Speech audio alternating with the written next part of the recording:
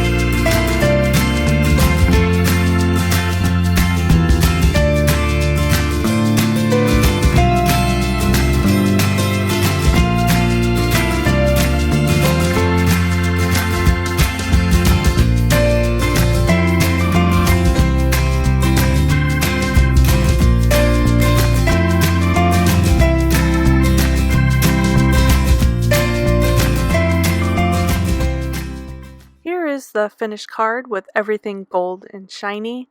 I love the gold embossing that highlights the gold in the patterned paper. I added a mix of matte and shiny sequins to create some movement and additional shine as well.